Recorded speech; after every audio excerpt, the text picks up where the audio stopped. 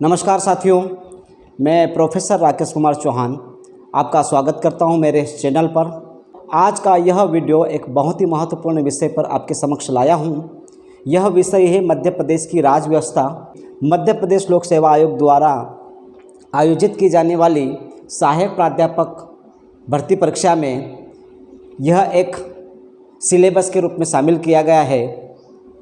इस वीडियो के अंतर्गत हम लोग मध्य प्रदेश की राज्य व्यवस्था के साथ साथ मध्य प्रदेश की कार्यपालिका, मध्य प्रदेश की प्रशासनिक व्यवस्था, मध्य प्रदेश में कितने संभाग हैं, मध्य प्रदेश में कितने ज़िले हैं और इन ज़िलों का गठन किस प्रकार से हुआ है, इसके क्रम पर हम चर्चा करेंगे। दोस्तों, यदि आपको मेरा वीडियो पसंद आए तो आप इसे लाइक करें, शेयर करें और सब्सक्राइब कीजिए। तो चलिए दोस्तों, हम लोग बात करते हैं मध्य प्रदेश की राज्य व्यवस्था पर, जिसके महत्वपूर्ण बिंदु आपके लिए बहुत ही लाभकारी होंगे आगामी सभी परीक्षाओं में।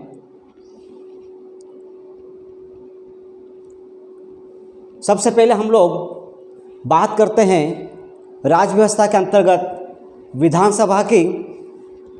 मध्य प्रदेश की नवीन विधानसभा का उद्घाटन 3 अगस्त 1996 को किया गया था, जिसकी डिज़ाइन मध्य प्रदेश विधानसभा की जो डिज़ाइन है वह चार्ल्स कोरिया द्वारा डिज़ाइन किया गया है। इस विधानसभा की दीवारों पर जनगण श्याम द्वारा आदिवासी चित्रों को उकेरा गया है और इस विधानसभा का जो नाम रखा गया है वह देश की पूर्व प्रधानमंत्री श्रीमती इंदिरा गांधी के नाम पर रखा गया है। इस प्रकार आपको तथ्यों का ध्यान रखना है कि 3 अगस्त 1996 को मध्य प्रदेश के नवीन भवन का उद्घाटन किया गया था और इस भवन का नाम इंदिरा गांधी भवन है और इस भवन की दीवारों पर जनगण श्याम के द्वारा आदिवासी चित्रों का चित्रांकन किया गया है। मध्य प्रदेश विधानसभा की कुल सदस्य संख्या है वह है कुल 230, अर्थात मध्य प्रदेश में विधानसभा की सीटें कुल 230 है, जिसमें से 35 सीटें अनुसूचित जाति अर्थात SC वर्ग के लिए है और 47 सीटें अनुसूचित जनजाति अर्थात ST वर्ग के लिए संवैधानिक तरीके से आरक्षित की गई है। मध्य प्रदेश विधानमंडल राज्यपाल एवं विधानसभा से मिलकर बना है। लोकसभा एवं राज्यसभा की स्थिति को हम मध्य प्रदेश की दृष्टि से देखें, मध्य प्रदेश में कुल 29 लोकसभा क्षेत्र है। इसमें से 4 लोकसभा सीटें अनुसूचित जाति शेड्यूल कास्ट के लिए और 6 सीटें अनुसूचित जनजाति अर्थात शेड्यूल ट्राइब के लिए आरक्षित की गई है। इसी प्रकार से मध्य प्रदेश में राज्यसभा की सीटें 11 है। अब हम बात करते हैं मध्य प्रदेश की कार्यपालिका की, जिसके अंतर्गत मंत्रिपरिषद के तथ्यों पर चर्चा करते हैं। संविधान के अनुच्छेद 168, ध्यान रखिएगा, संविधान के अनुच्छेद 168 के अनुसार राज्यपाल को सलाह देने के लिए एक मंत्रिपरिषद का गठन किया जाएगा। राज्य की पहली मंत्रिपरिषद जो है वह 1956 में गठित की गई थी अर्थात बनी थी।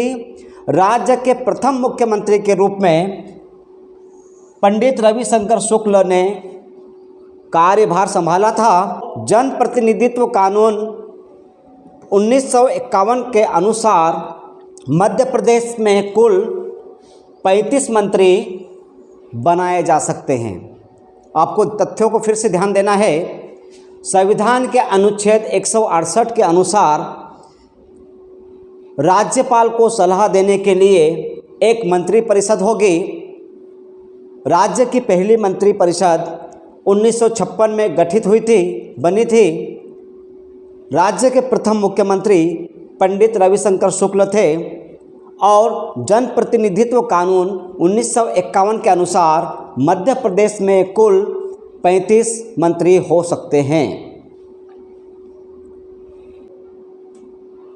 इसी प्रकार से मुख्यमंत्री के बारे में हम समझें। विधानसभा में बहुमत प्राप्त दल के नेता को, ध्यान दीजिएगा, विधानसभा में बहुमत प्राप्त दल के नेता को राज्यपाल के द्वारा मुख्यमंत्री नियुक्त किया जाता है।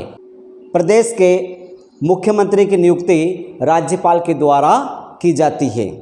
राज्यपाल के बारे में समझें। संविधान के अनुच्छेद 154 के अनुसार राज्य कार्यपालिका का संवैधानिक प्रमुख राज्यपाल होता है। संविधान के अनुच्छेद 154 के अनुसार राज्य कार्यपालिका का संवैधानिक प्रमुख राज्यपाल होता है। संवैधानिक प्रमुख राज्यपाल होता है, जिसकी नियुक्ति राष्ट्रपति के द्वारा की जाती है। राज्यपाल की नियुक्ति राष्ट्रपति के द्वारा की जाती है। ध्यान दीजिएगा, अनुच्छेद 154 के अनुसार राज्य कार्यपालिका का संवैधानिक प्रमुख राज्यपाल होता है। मध्य प्रदेश के प्रथम राज्यपाल पटाभी सितारमैया थे। मध्य प्रदेश के प्रथम राज्यपाल कार्यपालिका के संवैधानिक प्रमुख अर्थात प्रथम राज्यपाल पटाभी सितारमैया थे। प्रदेश की पहली महिला राज्यपाल, ध्यान दीजिएगा, प्रदेश की पहली महिला राज्यपाल सरला ग्रेवाल और दूसरी महिला राज्यपाल आनंदीबेन पटेल थी। पहले सरला ग्रेवाल, दूसरे आनंदीबेन पटेल मध्य प्रदेश की महिला राज्यपाल थी। वर्तमान में मध्य प्रदेश के राज्यपाल मंगू भाई पटेल हैं। वर्तमान में मध्य प्रदेश के राज्यपाल मंगू भाई पटेल है।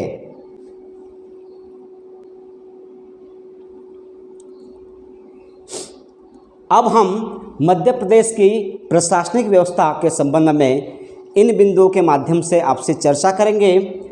मध्य प्रदेश की प्रशासनिक व्यवस्था का केंद्र बिंदु जो है वह वल्लभ भवन के नाम से जाना जाता है। वल्लभ भवन मध्य प्रदेश की प्रशासनिक व्यवस्था का केंद्र बिंदु है, जहां पर मंत्रालय भी है और सचिवालय भी है। जहां पर मंत्रालय भी है और सचिवालय भी है। इसका आशय है कि मंत्रालय में नीतियों का निर्माण किया जाता है और सचिवालय में नीतियों का क्रियान्वयन की रणनीति बनाई जाती है। याद रखिएगा, प्रदेश के प्रशासनिक मुखिया के रूप में मुख्य सचिव होता है। प्रदेश के प्रशासनिक मुखिया के रूप में मुख्य सचिव होता है, जिसकी नियुक्ति मुख्यमंत्री के द्वारा की जाती है। मुख्य सचिव की नियुक्ति किसके द्वारा की जाती है? मुख्यमंत्री के द्वारा की जाती है। और मुख्य सचिव की जो रैंक होती है, पद की स्थिति जो होती है, वह भारत सरकार में सचिव स्तर की होती है। भारत सरकार का जो सचिव स्तर का अधिकारी होता है, जो वरिष्ठ IAS होता है, वह प्रदेश का मुख्य सचिव बनाया जाता है सामान्य तौर पर। मध्य प्रदेश के प्रथम मुख्य सचिव HM कामत थे। मध्य प्रदेश के प्रथम मुख्य सचिव HM कामत थे।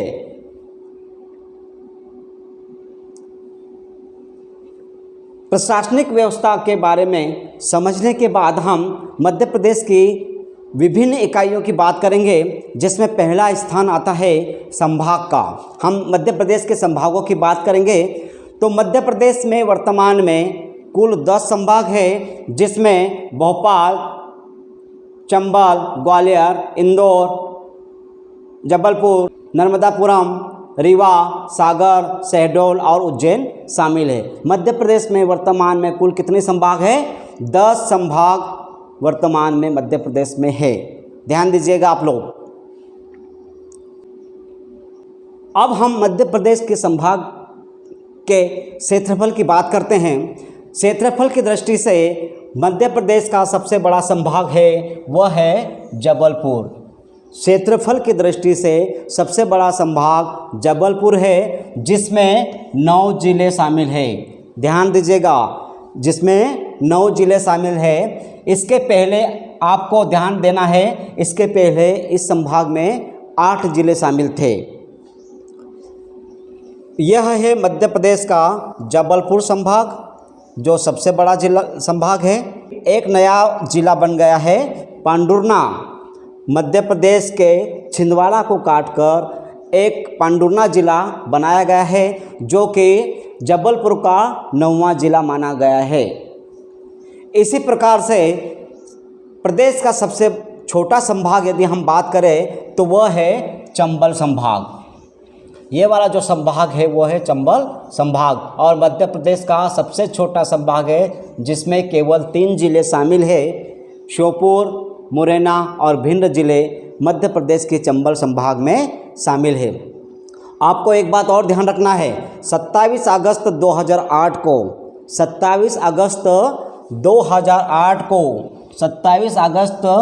2008 को मध्य प्रदेश के होशंगाबाद संभाग का नाम बदलकर नर्मदापुरम कर दिया गया।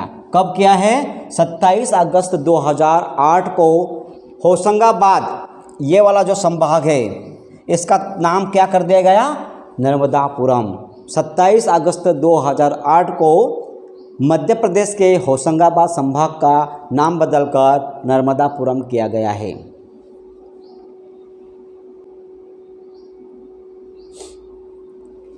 संभागों की स्थिति के बाद में हम लोग बात करते हैं मध्य प्रदेश के जिलों की। अब मध्य प्रदेश में वर्तमान में यदि जिलों की बात आती है, नया प्रश्न आता है तो एक अंक होगा 55। मध्य प्रदेश में कितने जिले हैं वर्तमान में? वर्तमान में मध्य प्रदेश में कुल 55 जिले हैं। आप थोड़ा अपडेट करिएगा अपने आप को, क्योंकि समय समय पर मध्य प्रदेश में जिलों का गठन किया गया है। मध्य प्रदेश में जिलों का गठन का क्रम किस प्रकार से है, हम आगे पढ़ते हैं। मध्य प्रदेश में जिलों के गठन की प्रक्रिया, जब मध्य प्रदेश और छत्तीसगढ़ इकट्ठे थे तब उस समय का ये मैप आपके सामने है। सन 1953 में फजल अली की अध्यक्षता में राज्य पुनर्गठन आयोग 1953 में फजल अली की अध्यक्षता में राज्य पुनर्गठन आयोग की अनुशंसा पर 1 नवंबर 1956, याद रखिएगा 1 नवंबर 1956 को मध्य प्रदेश का स्थापना दिवस भी मनाया जाता है। नवीन मध्य प्रदेश का गठन 1 नवंबर 1956 को हुआ, जिसमें अर्थात गठन के समय 8 संभाग और 43 जिले शामिल थे। 8 संभाग और 43 जिले मध्य प्रदेश के गठन के समय मध्य प्रदेश में शामिल थे। 8 संभाग और 43 जिले, और ये इस प्रकार का मैप है जिसमें मध्य प्रदेश और छत्तीसगढ़ दोनों को दर्शाया गया है। ये हम बात कर रहे हैं 1956 की। हम आगे बढ़ते हैं। 26 नवंबर 1972 को, यह तारीख याद रखिएगा, 26 नवंबर 1972 को भोपाल एवं राजनांदगांव, नंबर 1 भोपाल और नंबर 2 राजनांदगांव, 2 नए ज़िले बनाए गए और ज़िलों की संख्या 43 से बढ़कर